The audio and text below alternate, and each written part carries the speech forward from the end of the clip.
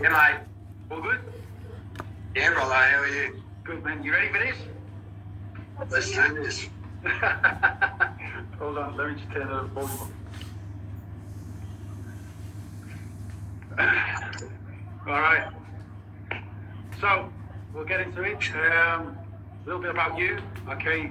Thanks for coming on board anyway to go live and talk about all this.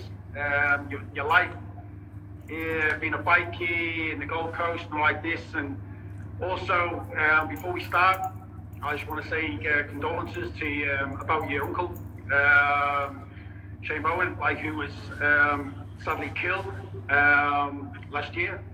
But we won't go into that, as I've said. This is about you today.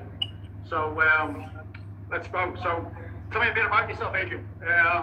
Why did you get into the bikie scene? What made you do that? Oh, mate, look, at the end of the day, we're always looking for something. Sorry? I can't, just go into the mic a bit. All right, sorry, buddy. All right, so at the end of the day, you're always looking for some sort of brotherhood. Yeah. You know what I mean? You're always looking for that sort of loyal family or, brethren that you can always look forward to having by your side and being there for you for no matter what happens. Yeah. All right? So basically, I don't know, I was a young loner when I went to jail for the first time. Basically felt outcast. I was just a scrawny little fella, and just so happens that bounced across a couple of good lads in there at W3 at R&R. Broke my ankle playing basketball. As simple as that. You know what I mean? Turned out that the biggest, baddest fellas in there were the ones that turned around and helped me out.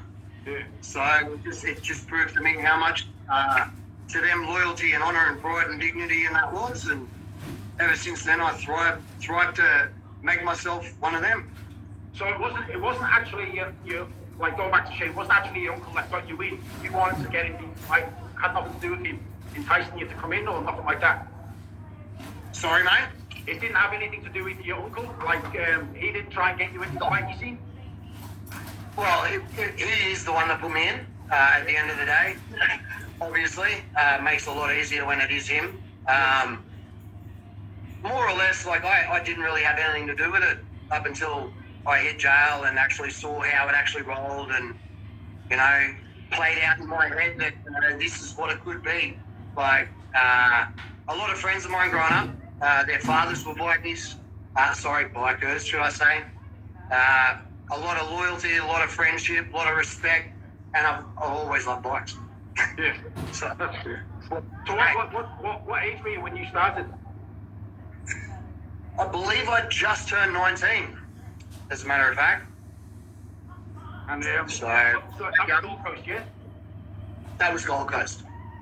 So all right. Yeah. So tell me a bit about. So it's the things that you joined, yeah? Yes, mate. So how long were you with the things for? Because you're no longer with the things now, are you? No.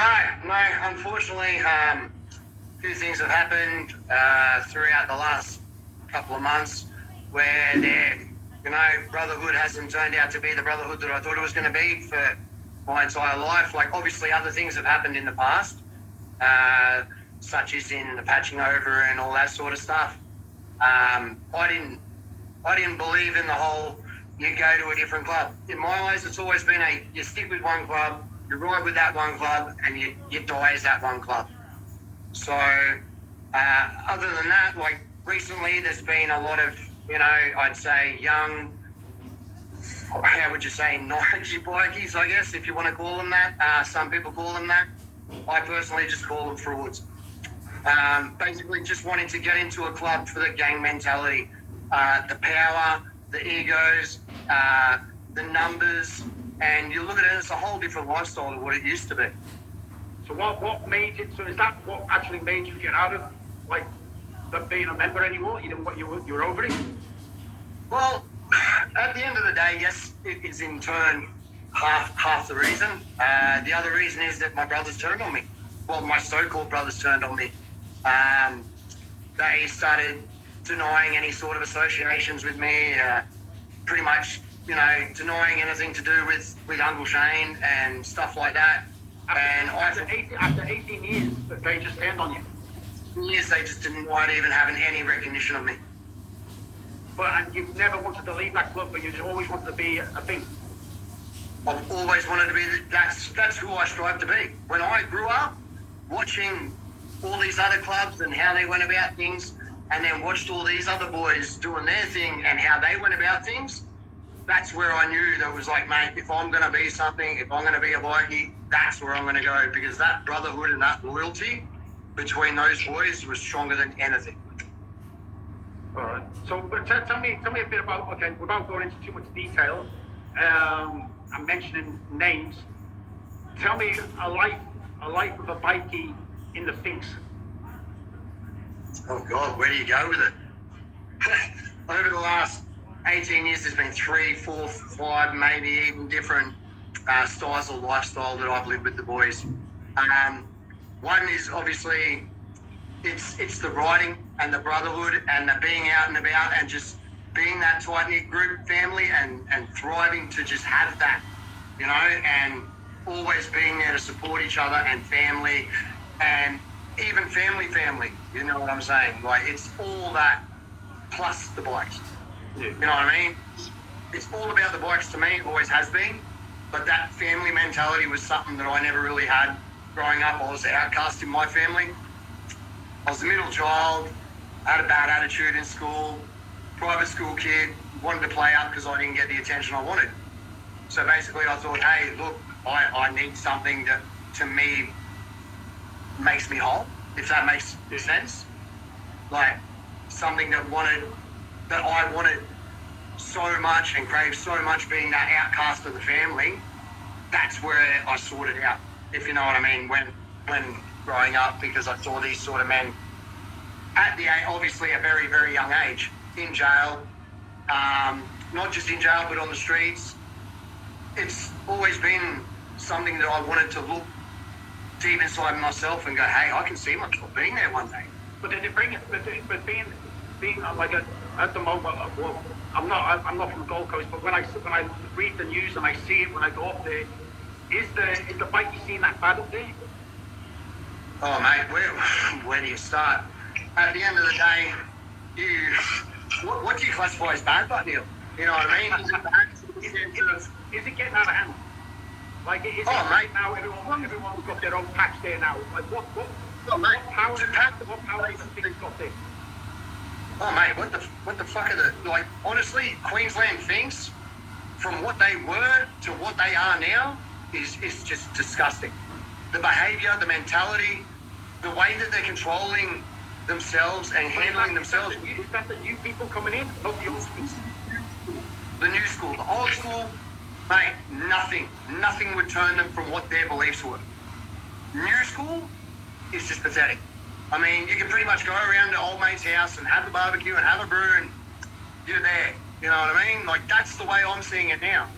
Like, after all the loyalty that I had through Shane and other mates and stuff like that, you know, to be cast aside by people that have not just club hopped, like from one to another or whatever or whatnot, but to be there for so few years and be told that I'm a nothing and I'm a nobody. And it's like, well, I'm not a nobody. That's right.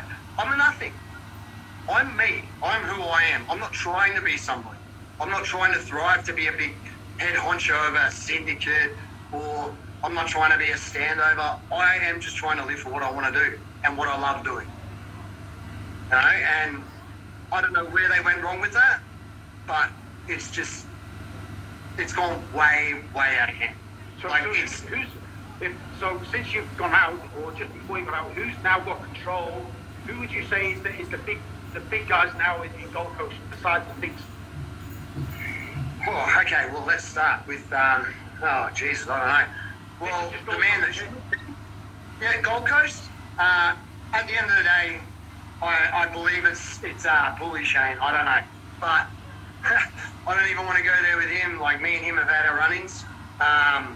He doesn't like me. I don't like him. He wants to be a musclehead. He wants to be a bully. I don't care. Like, he's recruiting kids. Anyone that he thinks that, hey, we got the same attitude. We can do this. We can stand over this person, or we can take that off that person. Or it's the wrong mentality. You know what I mean? Like, Is it still like that in the Gold Coast where they go up and put the authority down on businesses and take control of, say, the cooling gas, the Burley? to tell you, Still the same? to tell you the truth, Neil, I don't think they really personally have that in them. Like, who they are is, to me, picking on 17-year-old children. Like, I remember getting a phone call from a mate of mine, right? And his 17-year-old son was abused and hit by 3 members of the Finks Motorcycle Club from Bean Lane. And this is a 17-year-old boy. You know what I mean? Like, he's not just 17, but he has a disability. Like, where does this come into? I don't know, just to put their power on it, or exactly what's that for? What power does that bring? Like, picking on a kid for a start, that's not power. That's just, I don't even know what you call that. That's putrid, disgusting behaviour for a start. But picking on a child with a mental illness at the same time, why? Because someone said that they were somebody's cousin or their brother, and you want to mistaken it for whatever it is that you heard. So you go, hey, fuck this kid, you know, he's 17, but hey, we need to make an example. It's a kid. You don't stamp your authority on a kid, let alone a mental health kid. Like, and so I obviously got involved in the situation and decided to take it upon myself to go, hey, look, this is not right. So my friends asked me to do some favours for them. So I've gone and saw a mate and gone, look, this is fucking ridiculous. Like, this is a kid, you know, and you want to go stamping your authority and rah, rah, rah, rah, rah. And I guess that's when they went, hey, fuck you. Like, who the fuck do you think you are? And that's where I started seeing more the mentality, how it's plummeted. So what's the situation then with the cops and the bikies up there? What's that kind of situation like? Well, who's the worst? Fuck me dead. I don't know. I honestly think that they'd be near. Do they favour any? Like, do the coppers favour any in a way? Oh, at the end of the day, they're always going to have favourites.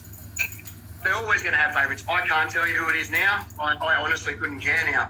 Like, I'm out of it. I want to be away from it. But there's always been that situation. There's always been the part where it's like, hey, we'll leave them alone because they're doing this. No, or we'll leave them alone because they're doing that. But these days, it's all about them intertwining. Do you know what I mean? Like, yeah. The club seem to be just doing things that wouldn't happen 15, 20 years ago. Yeah. So, I don't know, I couldn't tell you. What charges have you ever had from like your days, like not doing like that? Like, is this going to go for an hour now? You're telling me your charges? Like, tell me. So what charges have you done since you joined? Where do you want to start? Since you joined, pull through. The recent one was obviously I was involved in a motorcycle accident in December last year, a couple of months after Shane's murder. I'd put it forward to the club for many, many months that, hey, look, we need to do something about this. You know, like, if this was Shane and he was reacting on someone else's behalf, it would have been done. Like, what the fuck are we doing? And it was like I just kept getting pushed aside. It was like, fuck, who are you, mate? Like, what are you thinking? Like, you can't just go around doing this shit. And it's like, fuck, that's our brother, you know, and not just my brother, but my uncle, you know what I mean? The man that brought me up, the man that taught me my morals, my traits, and how to go about things.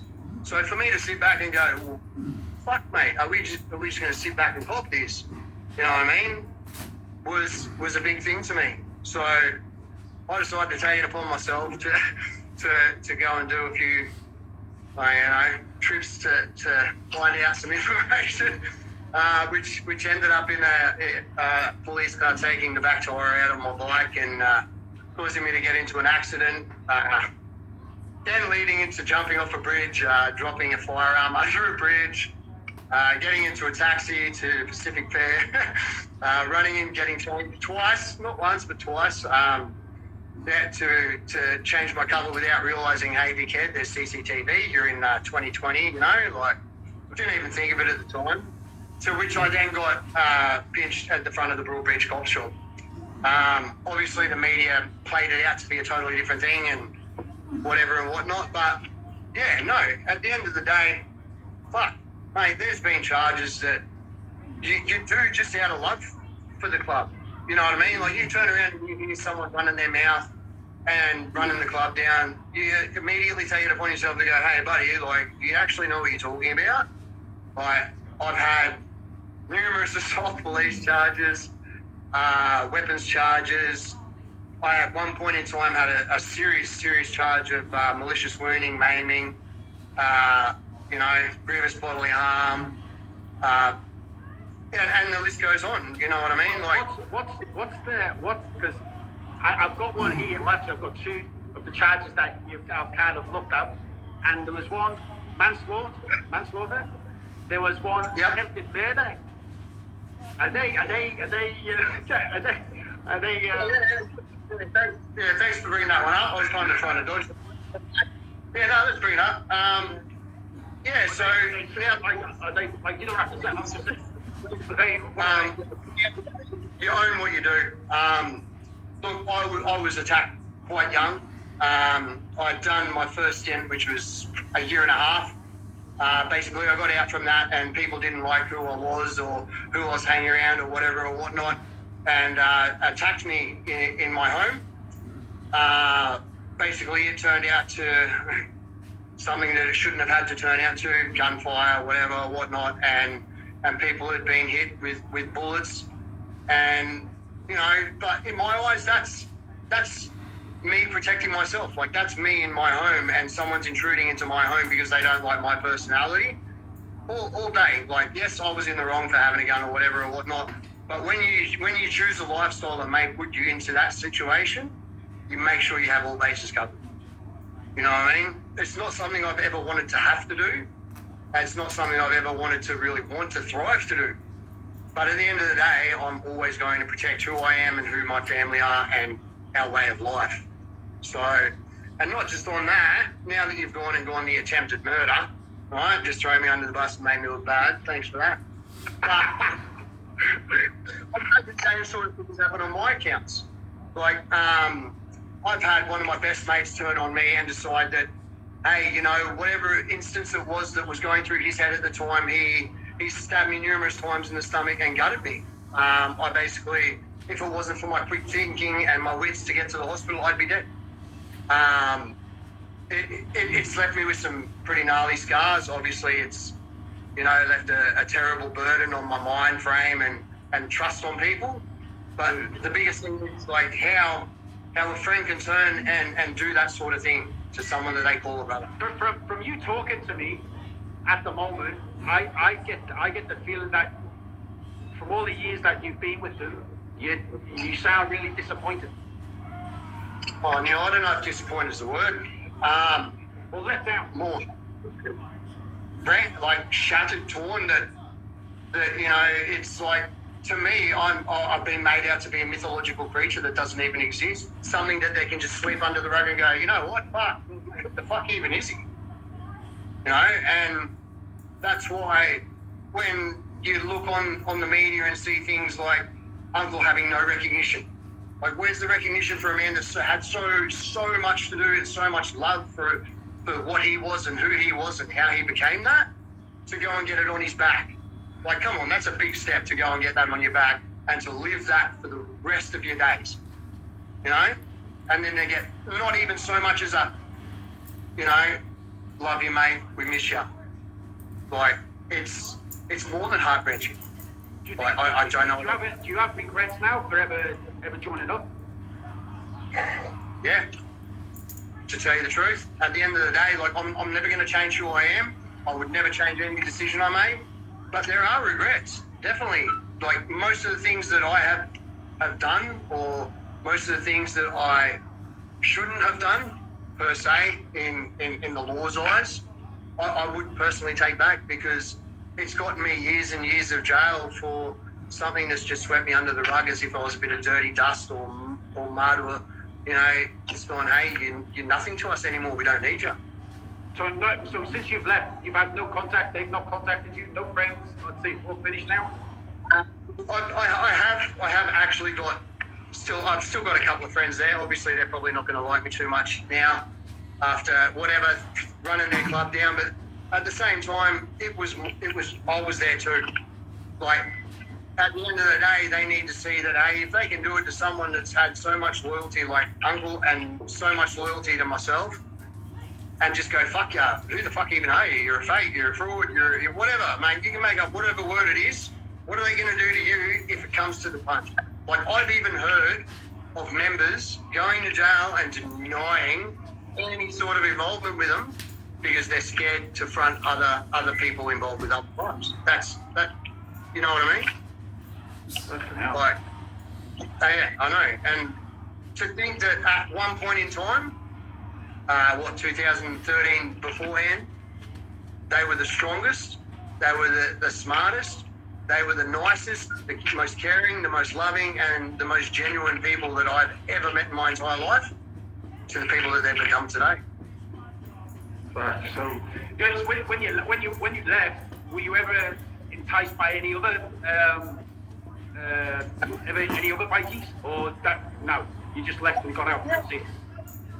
I've had offers from other clubs. I'm not going to lie. Yes, I've also sought out that brotherhood with another club, but that's not because it's I'm going to join the ranks of jumping clubs or whatever or whatnot. It's because my brothers that were once with me in that side are now over this side, and not so much joining with the club, but just more associating with them or whatever or whatnot, because they were my brothers in the past. It's a really confusing headspace, to tell you the truth. I have thought about it, and I've thought long and hard about it, and I don't see myself ever going back to it. No. So it's that way, because like when you said that, when you got out and no one contacts you, I got that feeling when I got out too, from working in the cross, that I got nothing from nobody. You know what I mean? And it's sad, because you look after someone's back, you look after other people, and then all of a sudden you're just a number. And that's how I feel now. That's if you're even a number. Like, everyone's replaceable. At the end of the day, everyone can be dispensed of. Everyone can be replaced. Anyone can be, just shifted on. At the end of the day, that's how it is. That's the reality. And these days, the mentality is more so of, hey, if you are not what we want you to be, then, hey, we're just going to fucking shift you along. But at the same time, they're not just shifting you along, they're taking everything you own. They're stamping you for ridiculous sums of money that, because you have possession of club memorabilia that's yours from before they were there, and they go, well, fuck yeah, this is my club property, I'm going to find you this. Well, no, you're not, because that's mine. I earned that 10 years ago. You can't come and take something off me that I got rightfully 10 years ago. But that's just the mentality. Yeah. Did they make it hard for you when you left? Oh, they made it fucking... They still are. At the end of the day, they will probably make it hard for the rest of my life. That's something that I've chosen. So just for a normal person, who wouldn't be in the scene, to describe, how would you, if you want to get out of being a bikie and you've been there for over 15 years, and you say one day, wake up and go, I've had a fucking nut, I want to get out. How fucking hard is it to get out? Oh, mate, yeah. It is to the point of that. Well, the mentality is, hey, fuck you. You are one of us. You have sworn your loyalty to us. You think you can just up and leave? Fuck you. We're gonna take this. We're gonna take that. We're gonna do this. We're gonna do that. And then on top of that, they think that they're gonna use their methods of standover tactics, or whatever you want to call it, that they do these days, to make you feel minute to the point where you're not felt welcome anyway. Right. So you didn't get your superannuation or nothing like that when you left? Oh, super. What the fuck is that? Right. Your long service leave. 15 years. I'd be due for some. No. So you can see yourself. Hey, say again. you can see it yourself in how you were treated. You know what I mean? So That's what I mean.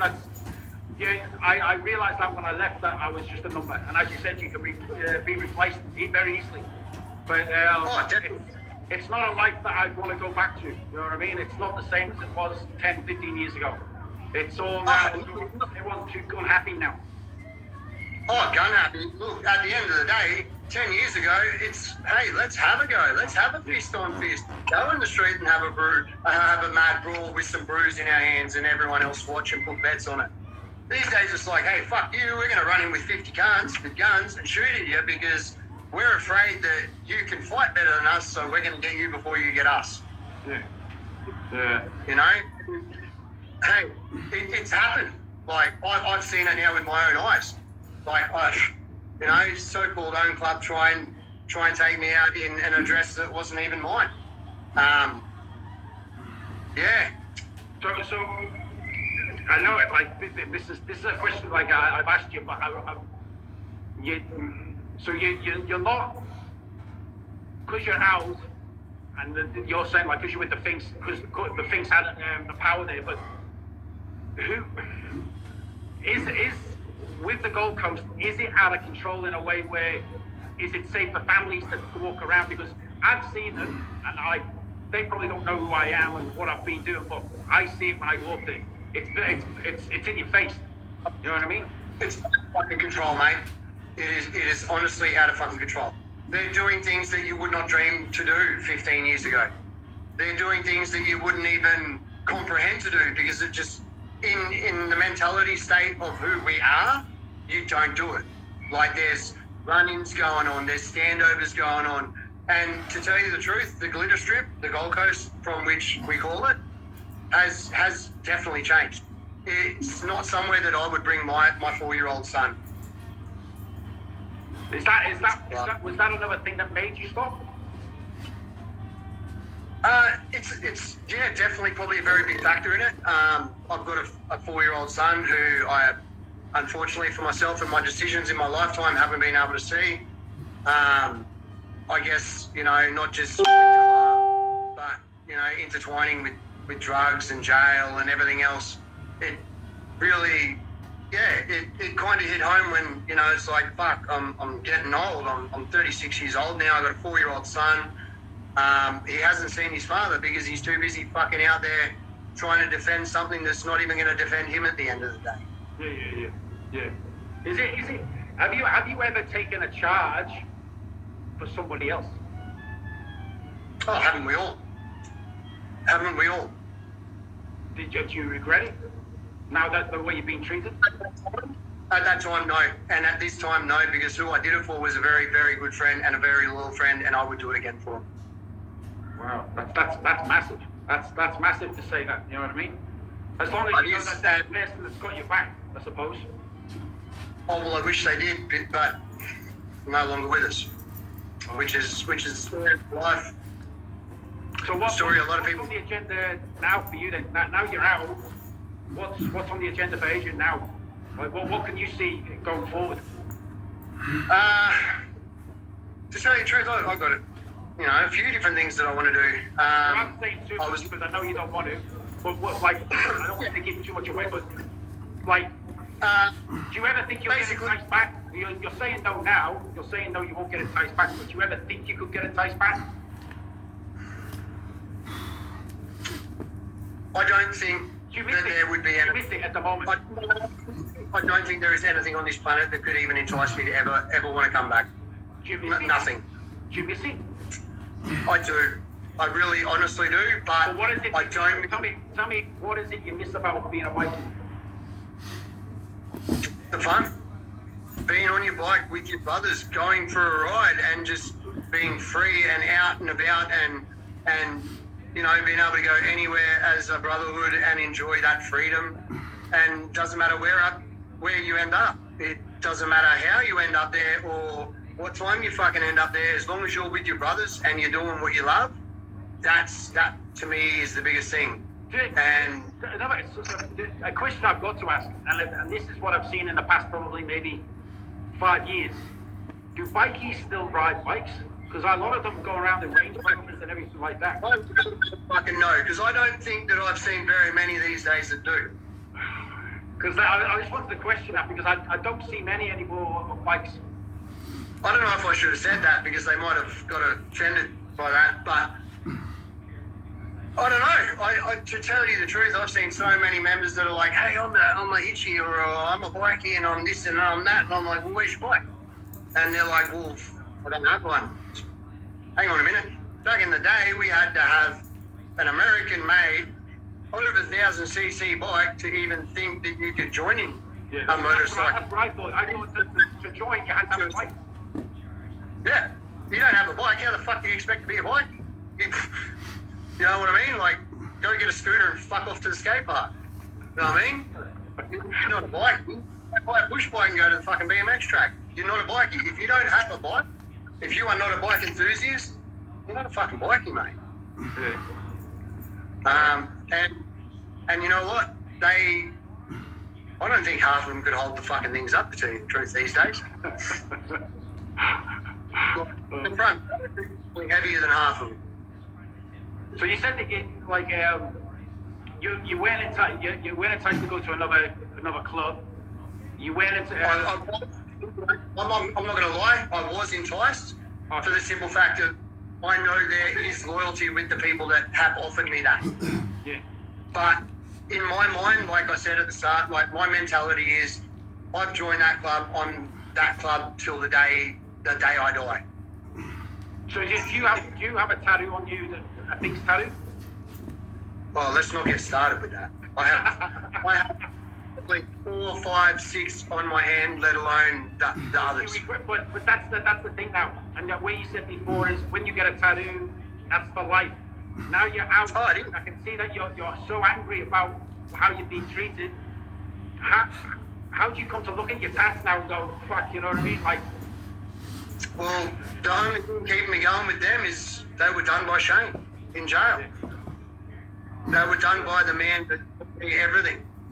And to erase that from my life is just erasing him from my life completely. And that's not something I'm going to do, even to this day. As much as I'm hurt by the club, as much as I'm hurt by the brothers that call themselves brothers, I can't erase him from my life. It's not going to be a factor. And I know there's a lot of people out there going, fuck off, mate. Like, mate, you don't know him and this and that, you don't know him. Mate, people don't know what they don't know.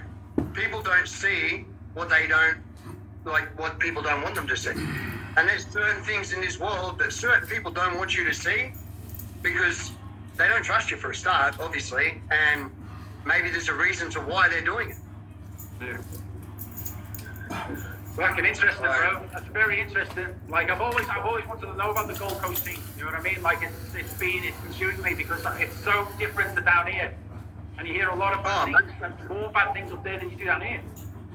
Oh, it's fucking ridiculous. Like the Gold Coast has always been that one strip, I guess, that everyone wants to own. I honestly don't see what the fuck for. You got one little stretch of nightclubs which are fucking shit. You got a beach that doesn't have fucking waves.